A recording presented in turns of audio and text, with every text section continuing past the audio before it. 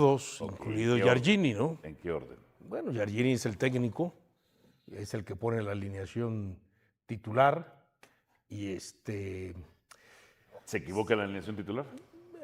cuando te recibes un gol a los 30 segundos, ¿no? O a los 3 minutos, porque se marca el penal, pues de pronto no te da tiempo de establecer y juzgar bien qué tanto en la alineación titular, porque uno pensaría, bueno, si ya sabía que este Tigres con ese dinamismo que iba a tener en la media cancha, y lo veníamos hablando a lo largo de la semana con el tema de Bruneta, con el tema de Gorriarán, y ya vemos o hemos visto que hay ciertos partidos en los que Dourado y Jonathan se complementan y se ven bien, pero hay otros partidos como el de hoy en donde al principio da la impresión de que o era Dourado o era Jonathan, pero no los dos. Ahí tenía que meterle a alguien más que fuera... Pero eso ya tiene rato, ¿eh?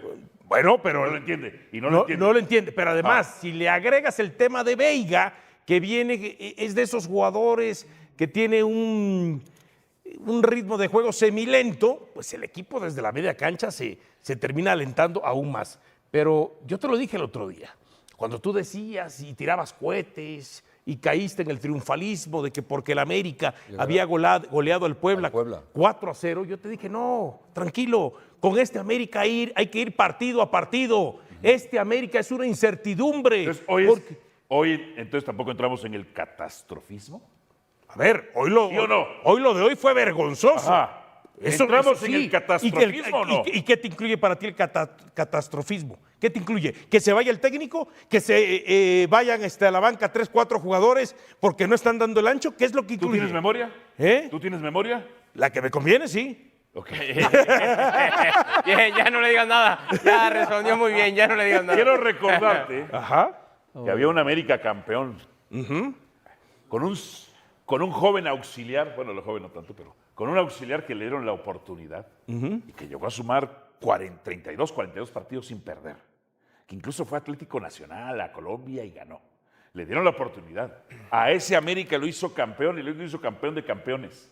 Iba ganando una semifinal contra Tigres, si mal no recuerdo, 3-1. Campeón, todo estaba bien. Y pierde el partido y lo eliminan. El de vuelta. Sí, el de vuelta. Y lo echan. Porque en América, a diferencia de lo que tú has sostenido, y entiéndelo, no hay crédito. No existe el crédito. Pero estamos hablando, aquel era un partido de semifinal. Así está era un América. partido de ida y vuelta. Y ese este es de temporada regular. Carrillo. Lo echaron y esa derrota lo mandaron hasta el hospital. ¿Tú dices que en América no hay crédito? No hay crédito. Pero hay el viejo americanismo. No, te estoy preguntando. No hay. ¿No hay? Pero, ¿Y entonces el tiempo que está viviendo esta temporada, Giardini, qué es? No, ya lleva de extra, hermano, extra. Desde el año pasado, yo te lo digo. Pero sí sigue en el puesto. Pues ahí está todavía. ¿Cómo que no hay crédito? No hay crédito. No debería de haber crédito. No debería. No debería de haber crédito. No debería haber crédito. Compadre, solo falta que América pierda el 4 de marzo contra Juárez, el 8 de marzo contra Querétaro y el 15 de marzo contra Mazatlán. Que un borracho les vomite y que un perro, pues ya sabes. ¿Por qué pierde el América hoy? ¿Cuál es el balance crítico que haces del partido de hoy contra Tigres? Que además, los Tigres eran hijos de América, han sido hijos de América. Hoy no. Una sola derrota de América en los últimos 16 partidos llegando a este compromiso. Sí, hoy no. Hoy fue desde el principio muy superior el equipo de Tigres. Y ¿sabes qué? También un error de un seleccionado nacional mundialista casi, como Israel Reyes, empezando el partido, te marca una diferencia importante. Es un error mental. Mental, lo comentaba ubicación, Ledesma. por detrás la barrida. Segundo 40 hizo lo mismo en Toluca. Claro, jugaron la el camiseta, miércoles. claro. Eso les quería decir a mis compañeros. Sí, afecta, ¿cómo no? Por supuesto. Claro que afecta. Toda la delantera del Guadalajara estaban perdidos. Pero qué bueno que pasó también acá con América, porque si no hubiera pasado, hubiéramos hablado de pretextos y de excusas y demás, ¿no? O sea, alguien que está muy molesto con lo que la selección está jugando, que es el Turco Mohamed, en su equipo cumple otra vez. Vuelve a ganar hoy. Vuelve a ganar. Era un partido pero importante. espérame, futbolísticamente fue superado, Héctor. Pero ganó con 2-0. los suplentes fue superado. Pero bueno, perdón. Ganó. Me metí en tu apreciación, discúlpame. No te preocupes, Mario, todos lo hacen. Pero sí, la cuestión es que, y ya estoy acostumbrado además, no pasa nada. ya no, me da lo mismo. Están muy tristes esta noche. Están muy Están muy lastimados esta noche. El caso para el América, lo grave para el América, es mi primer programa del mes. Déjame disfrutarlo, compadre. Perfecto. Ya es día 28, ¿verdad? Bueno, es el primero y único. Oye, lo que te iba a decir es que para mí Tigres estuvo muy bien en el campo. Bruneta no puede estar en la banca. Pizarro, yo no soy entrenador. Tú no puedes tener a Bruneta en la banca. O sea, eso es una barbaridad, es una tontería, es una insensatez de tu parte. 2 partidos anteriores en la banca Bruneta, perdió Tigres. Hoy en la cancha, gana Tigres, 2 goles de Bruneta. No puede ser. A ver, Tigres rompió una racha de 7 derrotas consecutivas contra el América. Sí. O sea, Tigres rompió una racha de 7 derrotas y 2 derrotas seguidas en el torneo. Como visitante. Tigres no le anotaba 4 goles de visitante al América desde el 2005. Pero, ¿21 años? Pero también... Sí, 21 años, ¿no? Sí, también esos 10 puntos con lo que llega Tigres, no es que fuera la realidad de funcionamiento. No, habían perdido contra Pumas, habían perdido contra Cruz Azul, no era la realidad de funcionamiento. Yo te lo dije a lo largo de la semana. Tigres ha sido más consistente y regular en su funcionamiento. Que hubo partidos que no se le dieron, como ese que pierde contra Pumas sobre todo. Después, cuando era mejor que Pachuca, pues le expulsan a uno y Pachuca aprovecha y le termina dando la vuelta. Pero no había dejado que desear Tigres en su funcionamiento. En cambio, América sí habíamos visto que había dejado que desear. Hay que recordar el clásico, hay que recordar este partido, hay que recordar contra Pachuca, que fueron derrotas todos. Entonces, que este Tigres, ojo, porque podía llevarse hasta la victoria y se lo terminó llevando. La noche del sábado 28 de febrero quedará marcada en la historia negra del americanismo como una de esas fechas que nadie quiere recordar, pero que tampoco se pueden borrar por más que lo intentes, porque lo que pasó en el Estadio Azul Crema no fue un simple tropezón de esos que duelen, pero se olvidan al día siguiente. Fue una catástrofe de proporciones épicas que dejó expuestas todas las mentiras que nos han estado vendiendo durante meses sobre un proyecto supuestamente sólido que en realidad se está desmoronando como castillo de naipes ante nuestros propios ojos. Y es que recibir 4 goles en tu propia casa no es cualquier cosa cuando presumes de tener el plantel más caro de México y cuando llevas semanas diciéndole a todo el mundo que solo es cuestión de tiempo para que el equipo encuentre su mejor versión, pero resulta que lo único que encontraron las Águilas fue la forma más humillante posible de exponerse ante un Tigres que llegaba muerto de hambre y que se dio el banquete de su vida gracias a los errores garrafales de una defensa que parece estar jugando con los ojos vendados. Y aquí viene la pregunta del $1,000,000 que nadie en Coapa se atreve a responder con honestidad. ¿Cuántas goleadas más tiene que sufrir este equipo antes de que alguien admita que algo está profundamente podrido en la forma en que se está manejando todo este proyecto? Porque una cosa es perder por la mínima diferencia en un partido parejo, donde el rival aprovecha mejor sus oportunidades, y otra muy distinta es que te metan 4 goles porque tu línea defensiva no sabe ni dónde está parada, porque tu portero se confía en pelotas que vienen sin potencia, y porque tu mediocampista de recambio entra al minuto 86 y a los pocos segundos ya está expulsado por una entrada tan innecesaria que parece hecha a propósito para completar el circo que se estaba viviendo en la cancha. Pero esperen que todavía hay más. Porque además de la humillación deportiva también nos regalaron un escándalo arbitral de antología con acusaciones de amiguismo, favoritismos y decisiones tan cuestionables que hasta los expertos más respetados del arbitraje mexicano salieron a decir que lo que vieron no tiene nombre y que el VAR, una vez más, decidió hacerse de la vista gorda cuando más se necesitaba que funcionara. Deja tu like y tu comentario sobre todos estos temas.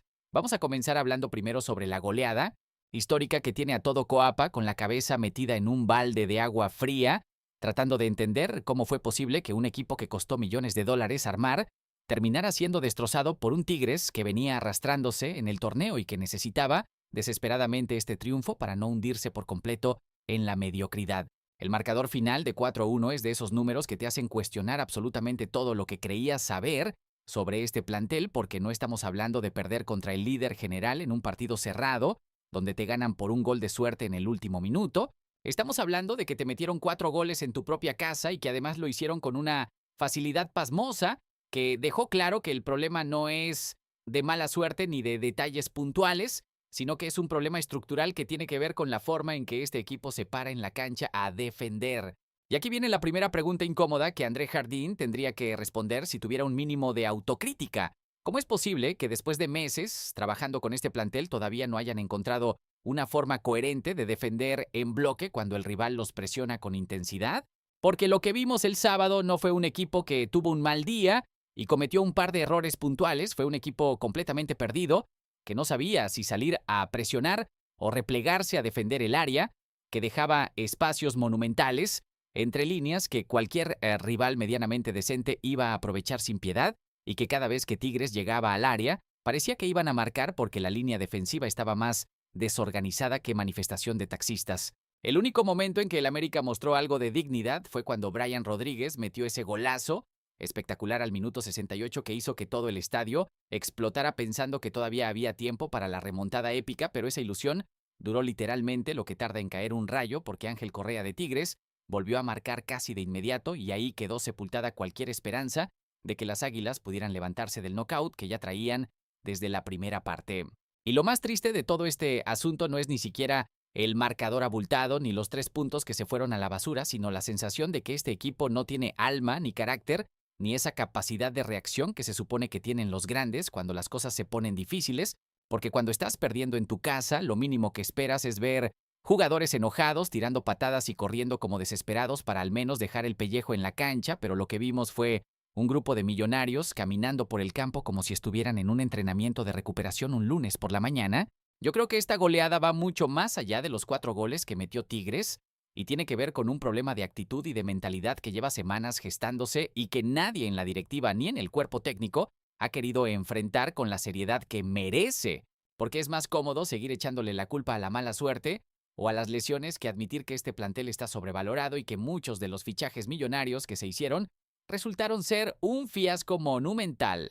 Ahora vamos a meternos de lleno en el escándalo arbitral que tiene a medio México hablando y que destapó una cloaca de posibles influencias turbias y amiguismos que explicarían por qué seguimos viendo a los mismos árbitros mediocres pitando partidos importantes semana tras semana, aunque la caguen de forma sistemática. Resulta que Vinicius Lima entró de cambio al minuto 86 del partido con la noble intención de aportar algo en los minutos finales y quizás ayudar a que el equipo no siguiera desangrándose en la cancha, porque había tenido un buen partido contra Puebla. Y Jardín pensó que podía darle un respiro a Rodrigo Dourado en el medio campo, pero lo que nadie se imaginaba es que el brasileño iba a protagonizar una de las expulsiones más ridículas y polémicas del año cuando apenas llevaba puestos los tacos en el césped. La jugada fue una barrida sobre Jesús Angulo, que el árbitro Jorge Abraham Camacho Peregrina sancionó con roja directa sin dudarlo ni un segundo, y aunque para los ojos desinformados parecía una entrada violenta que merecía expulsión, la realidad es que cuando ves la repetición con calma, te das cuenta de que Lima sí tocó primero el balón y que la intensidad del contacto posterior con el jugador de Tigres no justificaba sacar una tarjeta roja que dejó al América con 10 hombres en un momento, donde ya de por sí estaban muertos y enterrados. Y aquí es donde la cosa se pone verdaderamente jugosa, porque no fue cualquier periodista deportivo el que salió a cuestionar la decisión, fueron nada más y nada menos que Fernando Guerrero y Francisco Chacón, 2 de las voces más autorizadas en temas de arbitraje en todo México, los que dijeron sin pelos en la lengua que esa expulsión fue una barbaridad que el VAR tenía la obligación moral de corregir, pero que como ya es costumbre en esta liga del terror, el videoarbitraje se hizo de la vista gorda cuando más se necesitaba que funcionara. Fernando Guerrero fue claro como el agua cuando escribió que Lima jugó el balón de forma evidente y que el árbitro en un principio iba a mostrar tarjeta amarilla, pero alguien de su equipo arbitral le sopló al oído que tenía que ser roja, lo cual habla de un árbitro sin criterio propio que se deja manipular por sus asistentes en lugar de confiar en lo que él mismo vio con sus propios ojos. Pero la bomba atómica del escándalo la soltó Francisco Chacón cuando no solamente dijo que la expulsión fue injusta, sino que además acusó directamente a Camacho Peregrina de ser el árbitro consentido de Arturo Bricio porque supuestamente juegan juntos al pádel y tienen una relación de amistad, que explicaría por qué este señor sigue pitando partidos importantes a pesar de que su nivel es tan mediocre que da pena ajena. ¿Se dan cuenta de la gravedad de lo que está diciendo Chacón? Está insinuando abiertamente que en la Liga MX las designaciones arbitrales no se hacen por méritos deportivos ni por capacidad técnica, sino por relaciones personales y amiguismos que terminan poniendo en el campo a árbitros que no tienen la calidad necesaria para estar ahí.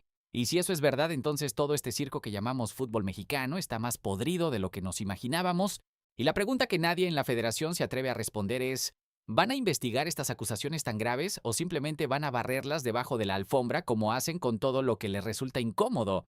Porque si resulta que Chacón tiene razón y efectivamente existe un sistema de compadrazgo que decide quién pita los partidos importantes, entonces estamos ante un problema sistémico que afecta la credibilidad de toda la competencia y que explica por qué seguimos viendo las mismas caras arbitrales cometiendo los mismos errores garrafales fin de semana tras fin de semana. Pensando bien, lo de la expulsión de Lima fue solamente la gota que derramó el vaso de un problema que lleva años sin resolverse y que cada jornada se hace más evidente. Y mientras la Federación Mexicana de Fútbol siga protegiendo a sus árbitros incompetentes en lugar de exigirles un nivel profesional digno de una liga que presume de ser la mejor de CONCACAF, vamos a seguir teniendo estos escándalos que manchan la competencia y que le dan argumentos a los equipos para quejarse de que no existe equidad en el trato arbitral. Ya que hablamos del circo arbitral que se montó el sábado, ahora toca meternos en los errores defensivos de manual que cometió el América y que terminaron siendo mucho más determinantes en el resultado final que cualquier decisión polémica del árbitro, porque por más que quieran echarle la culpa a Camacho Peregrina de todos sus males, la realidad es que este equipo regaló goles con errores tan infantiles que dan vergüenza ajena cuando los ves en la repetición. El segundo gol de Tigres, que cayó al minuto 23, es una obra maestra del ridículo defensivo que merece ser estudiada en las academias de fútbol como ejemplo perfecto de todo lo que no debes hacer cuando estás defendiendo tu área. Porque fue una jugada que jamás en la vida debió terminar en gol si todos los jugadores hubieran hecho su trabajo con un mínimo de profesionalismo y concentración. Resulta que Loroña soltó un remate desde el borde del área que venía tan mansito y sin potencia que hasta mi abuela lo hubiera atajado con los ojos cerrados, y Luis Ángel Malagón se confió pensando que era una pelota totalmente controlable que no representaba peligro alguno, pero justo en ese momento apareció Jesús Angulo, completamente solo, en el área chica para desviar el balón y meter el segundo tanto que prácticamente sentenció el partido desde la primera mitad. Y aquí viene la pregunta que todos nos hicimos cuando vimos la repetición. ¿Cómo carajo es posible que un jugador de Tigres esté completamente solo dentro del área chica del América sin que un solo defensor lo esté marcando? La respuesta quedó tan clara como el agua cuando analizaron bien la jugada, porque resulta que Víctor Dávila, ese delantero chileno que supuestamente iba a revolucionar el ataque azul crema, se quedó completamente plantado en el área chica sin mover un solo músculo para salir a presionar o para cerrar líneas de pase. Y al quedarse ahí, parado como estatua de sal, terminó habilitando a Angulo, que estaba en posición adelantada, pero que gracias al monumental descuido de Dávila, quedó en posición legal para marcar ese gol que hundió la moral americanista. Ese error es imperdonable para cualquier futbolista profesional, pero es todavía más grave cuando hablamos de un jugador con la experiencia y el supuesto nivel de Dávila, porque aunque tu función principal sea atacar y no defender, cuando juegas en un equipo grande tienes la obligación básica de conocer los conceptos elementales de la línea de fuera de juego y de saber cuándo tienes que salir junto con tus compañeros para dejar a los rivales en posición ilegal. Y el chileno falló de una manera tan garrafal que parece que nunca en su vida le explicaron cómo funciona la regla del offside. Y lo más preocupante de todo este desastre no es ni siquiera el error puntual de Dávila en esa jugada específica, sino que ese tipo de descuidos defensivos se están repitiendo partido tras partido sin que André Jardine haga absolutamente nada para corregirlos, porque parece que al técnico brasileño no le importa que sus delanteros no sepan defender o que su línea de fondo esté más perdida que turista en el metro de la Ciudad de México. Lo único que le interesa es tener la pelota y jugar bonito, aunque después te metan 4 goles porque nadie sabe cerrar espacios ni marcar rivales dentro del área. Yo creo que Jardín tiene que dejar de hacerse el sueco con Víctor Dávila y mandarlo a la banca un par de partidos para que entienda que en el América todos tienen que trabajar en ambas fases del juego y que no puedes andar regalando goles por no hacer el esfuerzo mínimo de salir cuando tus compañeros están formando la línea defensiva, porque si el técnico sigue siendo condescendiente con este tipo de errores, entonces va a seguir sufriendo goleadas en casa que lo van a terminar sacando del club antes de que acabe el torneo. Cambiando de tema, pero sin salirnos del mar de problemas que tiene el América, ahora toca hablar sobre las ausencias importantes que complicaron la vida de André Jardine a la hora de armar su 11 inicial y que supuestamente explican por qué el equipo se vio tan desarticulado en la cancha, aunque entre tú y yo sabemos que las bajas de 2 jugadores no pueden justificar una goleada de 4 goles en tu propia casa cuando tienes un plantel que vale más que el Producto Interno Bruto de varios países centroamericanos.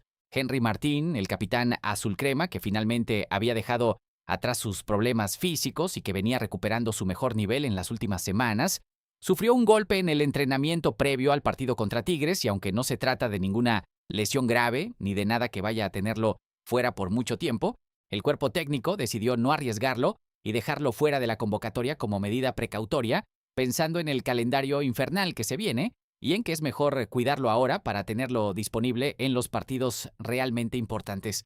Esa baja obligó a Jardín a inventarse una alineación con Víctor Dávila jugando de falso 9. Y ya vimos cómo terminó ese experimento fallido con el chileno regalando goles por no entender absolutamente nada de sus funciones defensivas dentro del sistema. Así que podríamos decir, sin temor a equivocarnos, que la ausencia del capitán terminó pesando muchísimo más de lo que se calculó en un principio.